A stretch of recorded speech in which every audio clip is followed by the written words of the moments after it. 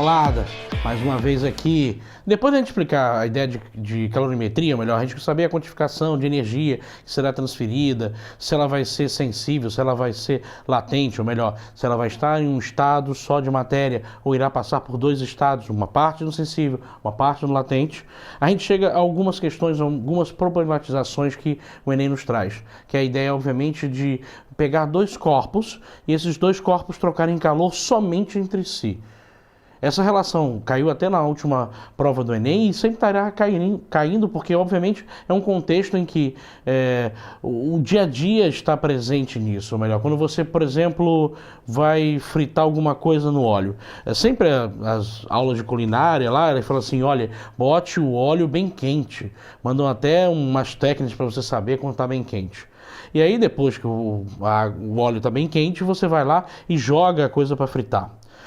Observe por que o bem quente, porque você vai jogar um material que vai estar a uma baixa temperatura. Na hora que ele entrar em contato, no choque que ele tiver no material bem quente, ele vai baixar a temperatura do óleo, para a temperatura correta que vai ter que fritar.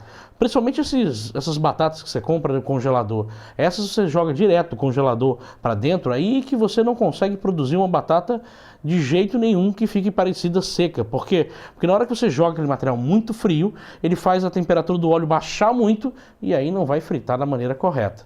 Por isso que se você ficar fritando uma atrás da outra, não vai dar certo. Então, isso é o nosso cotidiano. Ou quando você, por exemplo, pega um refrigerante e percebe que ele não está tão gelado. Aí você vai lá, pega uns cubos de gelo e coloca no refrigerante. Essa troca de calor entre o gelo e o líquido vai fazer o refrigerante, o líquido que você está tomando, ficar um pouco mais gelado e aí ficar mais agradável para o seu paladar. A gente pode, o café, por exemplo, a gente fala muito, mas o café você pega uma água quente e bota um pó que está a temperatura natural. Aquilo realmente vai baixar a temperatura. Por isso você bota a água a uma temperatura mais alta para quando você jogar o café ele baixar um pouquinho a temperatura. Um chá, em algumas culturas, a temperatura da água tem que estar precisamente a um certo valor para fazer a efusão da erva que está ali, e porque ele sabe que no contato que ele tiver com a peça, a temperatura vai cair.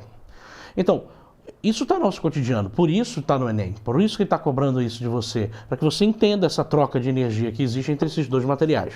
Bom, você já entendeu que eles têm que estar em temperaturas diferentes, porque senão não há fenômenos termológicos. Os fenômenos termológicos só ocorrem quando estão em diferentes temperaturas. Aqui nós vamos criar um modelo hipotético de que funcionaria sempre, mas ele não é real. Por quê? Porque ele começa pelo seguinte título, olha o título da aula: Sistema termicamente isolado.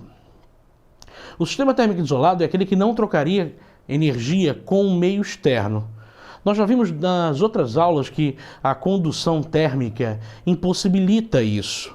É impossível ter algo que esteja termicamente isolado, porque tudo conduz energia. E energia térmica é um tipo de energia, então pode ser conduzida.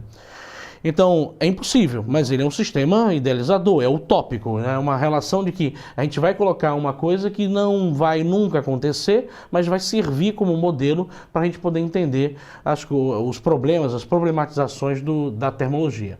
Então, o sistema térmico isolado é aquele que não troca calor com o meio externo.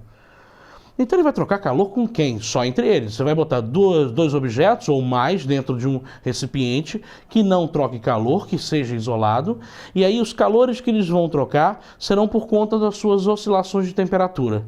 Lembre-se sempre que naturalmente o fluxo vai da maior temperatura para menor. Então, o elemento que tiver maior temperatura vai começar a dar e os outros receberem. Isso até viram, esse negócio de dano que se recebe, já até está isso em alguma parte da Igreja Católica, eu acho que é São Francisco de Assis. Observar, então é verdade, ele vai ceder energia para depois receber alguma vez na vida, mas no momento ele é o cara que cede. Por quê? Porque ele tem mais. Mais o quê? Temperatura. Não esqueça, ele não tem mais energia. Energia térmica é uma coisa, o fenômeno que ocorre por oscilação de temperatura é outra. Então o cara está com maior temperatura, ele cede energia para aqueles que têm menor. Pense numa distribuição de renda. Se eu tenho um dinheiro a mais e estou distribuindo o dinheiro para as outras pessoas, no final, se eu somar todo o dinheiro que eu distribuí, eu vou encontrar a mesma quantia que tinha na minha carteira. Então, o sistema térmico isolado vai dizer exatamente isso. Se toda energia que eu liberei os outros receberam, então essa energia se eu somar as energias que os outros receberam, vai ficar igual à mesma energia que eu liberei. E como é que isso se traduz em uma equação? Isso se traduz nessa equação bem aqui. Quando forem dois corpos envolvidos, A e B, e um tiver uma temperatura maior do que a outra, a energia vai ser liberada de A para B, essa energia aqui, o calor, e fazendo com que a temperatura de A caia e a temperatura de B suba.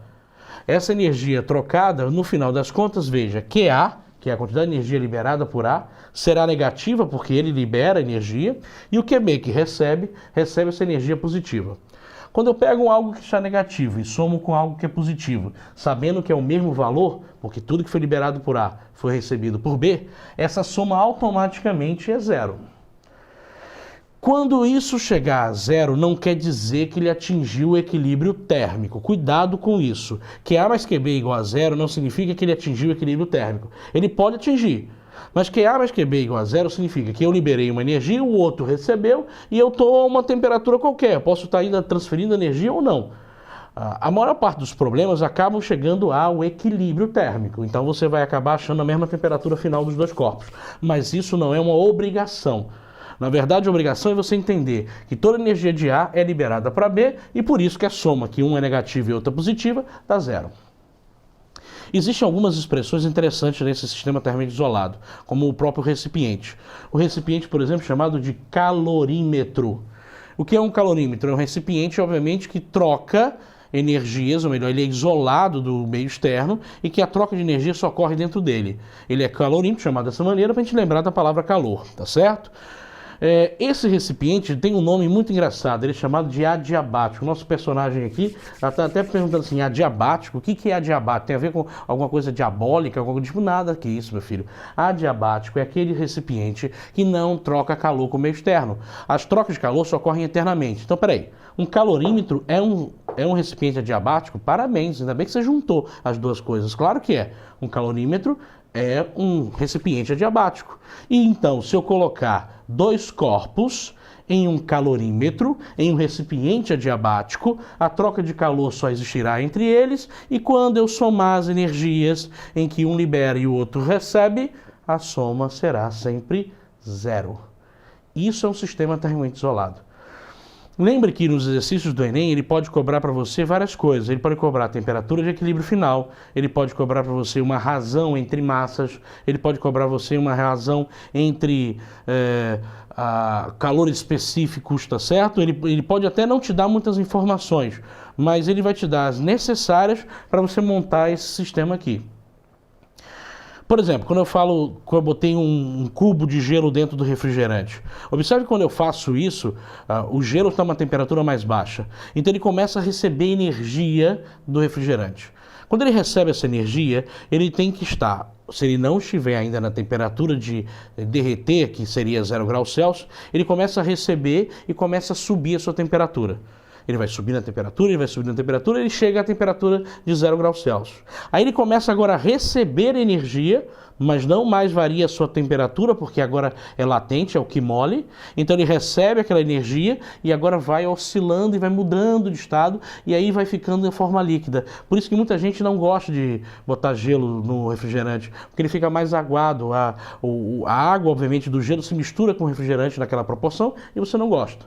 E aí aquela água a 0 graus Celsius começa agora a trocar calor com o refrigerante. Chega uma hora em que o refrigerante e o gelo que já se desfez estão à mesma temperatura. Isso, então, é equilíbrio térmico. Se nós considerarmos o copo e o gelo, só eles trocando calor, esquecendo o meio externo, isso seria um sistema térmico isolado. Isso seria QA mais QB igual a zero. Cara, agora é só procurar um exercício bem parecido, praticar e resolver. Nós estamos aqui para ajudar. Nós somos desenrolados, você também. Valeu, um abraço, até a próxima.